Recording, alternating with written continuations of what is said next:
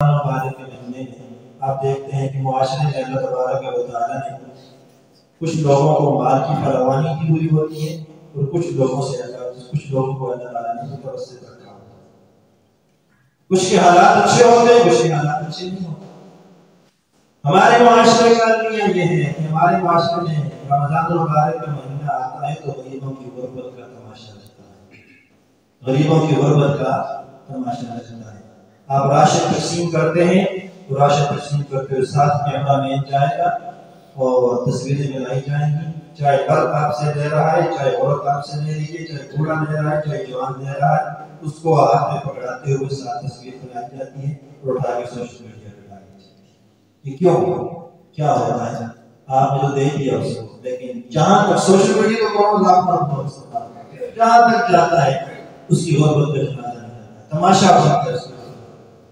کیسا تعاون ہے اس کے ساتھ جہاں اس کی عزت نفس کو مجروح کر دیتے ہیں۔ میدان محشر میں جو لوگ اللہ تعالیٰ کے عرش کے سائے کے نیچے ہوں گے ان میں ایک خوش نصیب وہ ہوگا جس نے دنیا میں صدقہ کیا ہو تو صدقہ ایسے کیا، دائیں ہاتھ سے کیا، بائیں ہاتھ کو بدل کیا۔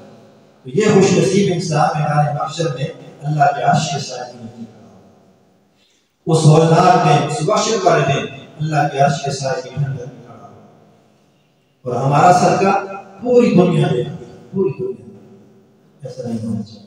اگر آپ رمضان المبارک کے مہینے میں کسی کے ساتھ تعاون کرنا بھی ہو تو ایسے مخفی طریقے کے ساتھ کرو کہ اس کو پتہ ہی نہ چلے۔ آپ دنیا کو دکھا دیتے ہو ساتھ میں اس کو دے رہا ہوں، پوسٹر لگ جاتی حضرت صاحب رمضان کا راشن تقسیم کرتے ہیں، غریبوں کی بچیوں کی تصویریں لگائی ہوئی ہیں، عورتوں کی، مردوں کی، بوڑھوں کی سب کی تصویریں لگائی ہوئی ہیں۔ ایسا نہیں ہونا چاہیے۔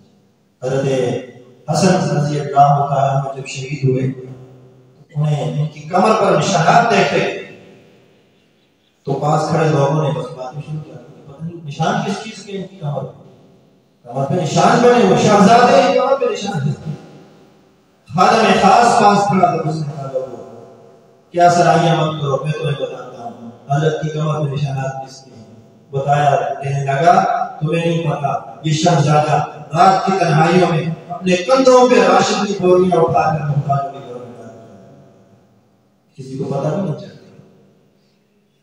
بتا کے نہیں، پتہ ہی نہیں چلتا، اس کو یہ بھی نہیں معلوم ہوتا کہ کون ڈال کے گیا ہے۔